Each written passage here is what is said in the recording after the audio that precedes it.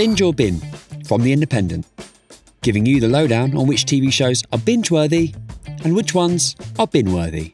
This week, we've been watching the return of HBO hit Succession and the 10th season of Ryan Murphy's anthology series, American Horror Story.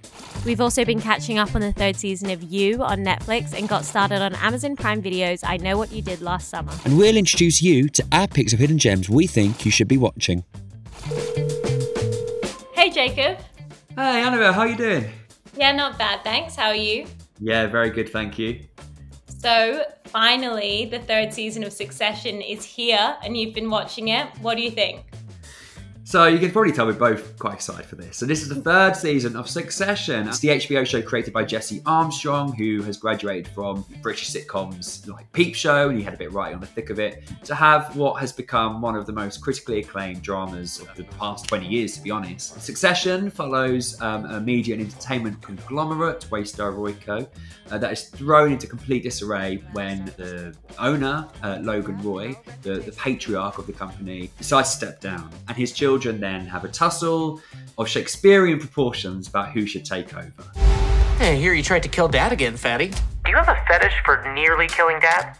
Like, just the tip, but for killing Dad? A lot of the criticism thrown away at Succession at the beginning, they say they don't like the characters. They say the characters are all very nasty to each other and they're watching very rich people do very awful things. But that is the thrill of the show. The writing is some of the best on TV at the minute, and they have the actors who are up to the task of delivering those words with indelible panache. So you've got Brian Cox playing Logan Roy, you have Kieran Culkin, you have Sarah Snook, you have Jeremy Strong as Kendall, who is pretty much everyone's favourite character, I feel. Of course, if you've not heard of Cousin Greg, played by Nicholas Braun, and Tom Ramsgans, played by Matthew McFadden of Spooks fame, in one of the greatest roles that he'll ever play. This time around, they've attracted some Hollywood heavyweights. So you have Alexander Skarsgård, who's joined the fold, who gives a predictably good performance, and Adrian Brody, fresh from his Peaky Blinders stint. I'm sure he'll be renewed for another season, and bring it on. Well, I feel like that's a huge relief for Succession fans out there that season 3 lives up to its name. So is it a binge or a bin?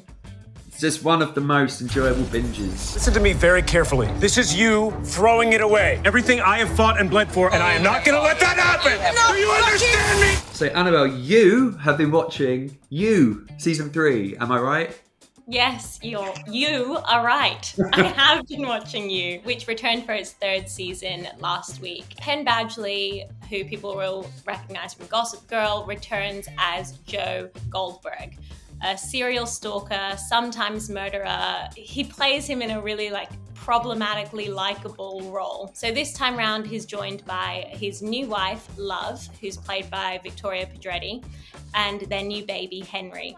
And they're kind of settling down and trying to live out this picket fence kind of life in Madre Linda, this affluent suburb in California. And I think what was so surprising about this 3rd season of You is that I fully expected it to go through the motions and be very watchable and likable, but not surprise me. But in one of the best twists, I just can't believe how they've managed to keep the series so fresh. There were multiple moments across the show's 9 episodes that I audibly gasped. Obviously, a large part of that is the writer's room. The series is actually based on a trilogy of novels by Caroline Kepnes, and the 3rd one, which is called You Love Me, was actually an instant New York Times bestseller. So I feel like they had really good material to work from, and they've adapted it so well to the screen. Are you okay? You look paler than usual.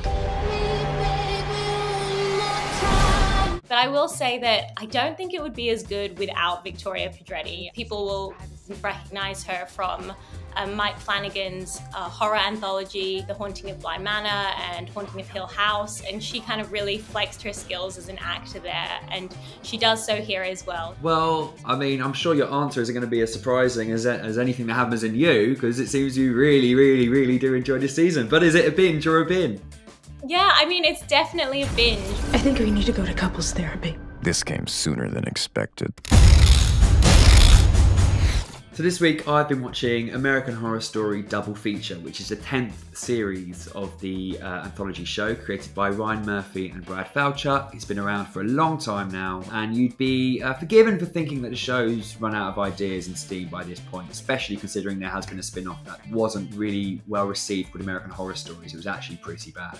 Well, I'm really happy to say that Double Feature is a real return to form and probably one of the best American Horror Story seasons to date. I think what's exciting is they switch up the format, so it's actually, as the title suggests, it's 2 seasons in one. So you have Red Tide and you have Death Valley. One takes place by the sea and one takes place by the sand. So what you have is 2 self-contained stories that, because of the 5-episode arc, is actually a rip-roaring horror tale. I don't want to give anything too much away about what happens in the second part of the season, but the first part of the season is like a gothic chiller with a few bloodthirsty humans thrown into the mix. It upends your expectation at every turn in a way that American Horror Story used to do back in the day. Ryan Murphy, who writes a few episodes here, he, despite being spread very thin, what with a lot of other TV shows on, he's got the Impeachment American Crime Story about the Bill Clinton and Monica Lewinsky affair coming out this month, as well as having American Horror Story. This is some of his strongest work today in terms of the writing. They're the episodes are very quick, very concise, very scary, very jumpy, funny, and just filled with the acerbic wit and great performances that you've come to expect at this stage. We have American Horror Story royalty, Sarah Paulson, Evan Peters, and Lily Rabe in this. They've starred in 9 out of 10 seasons now.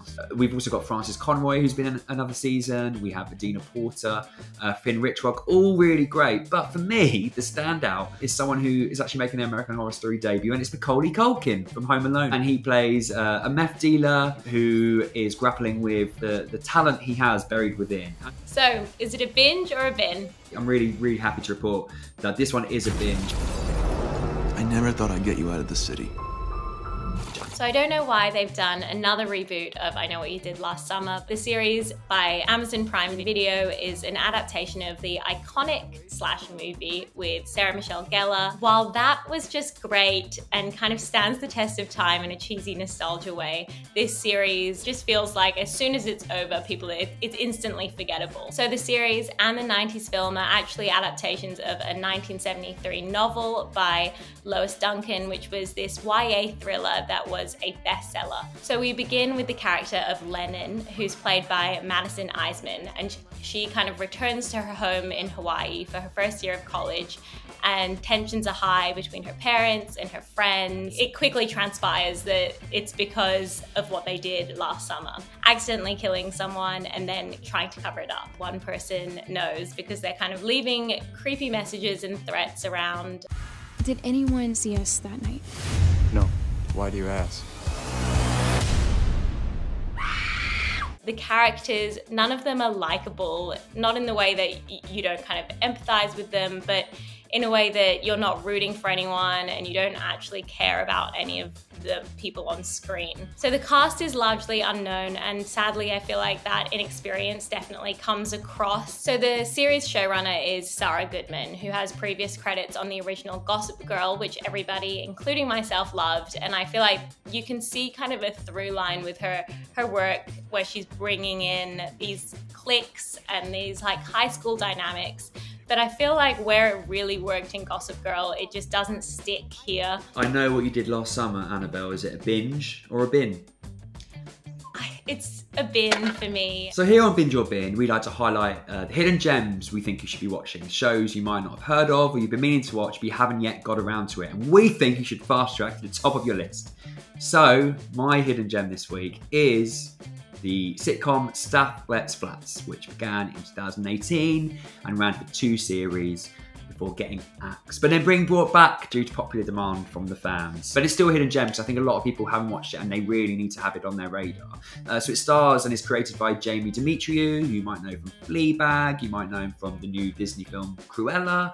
He is just never been better than as the hapless Greek Cypriot lettings agent who only has the job because of his father who owns the business. He's useless, but he's so lovable as well. And Jamie Demetriou is just a comedy superstar who's we're going to look back in years to come and be like, yeah, he's one of our finest comedy greats, I really think. And he works a lot with his sister, Natasha Demetriou, who you might know from What We Do in the Shadows.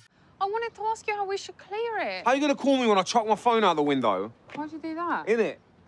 I had to get 6 buses back and no one wanted the trap to me. Do you want pistachio? Yes, very much.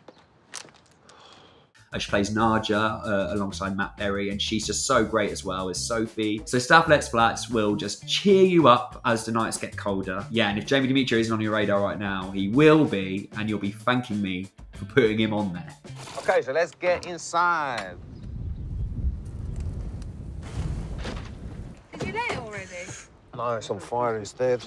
So my hidden gem this week is The Other Two. So it's a comedy that kind of revolves around 2 siblings, Carrie and Brooke, who are played by Drew Tarver and Helen York. They're in their early 30s and floundering in life. Carrie is an aspiring actor who's working as a waiter, and Brooke just doesn't really know what she wants to do, career-wise, life-wise, love-wise, all of it. And they're really interdependent, and it's all thrown into disarray when their younger sibling, Chase, becomes this overnight YouTube sensation and suddenly finds fame, kind of like Justin Bieber style fame as a singer, is kind of achieving all of these things that they wanted to do themselves, and he's only like 13. You've also got the hilarious Molly Shannon, who audiences recently saw on HBO's other hit show, The White Lotus, and you've also got Ken Marino, Richard Kind, and Wanda Sykes, who are kind of bulking out a very impressive comedic cast.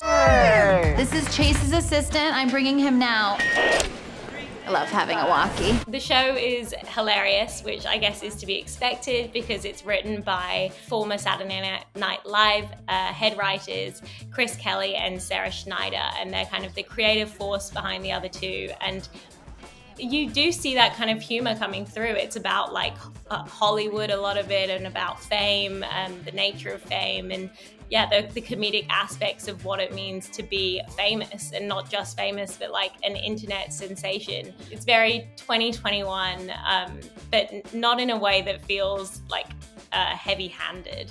We're hot, we're cool, and we're killing it. Okay, remind me. I need to find a guy to go home with tonight because I don't have a house. Thanks so much for watching Binge or Bin. That's more than enough to keep you going until we see you again next time. Like or comment below, and subscribe for more from Independent TV.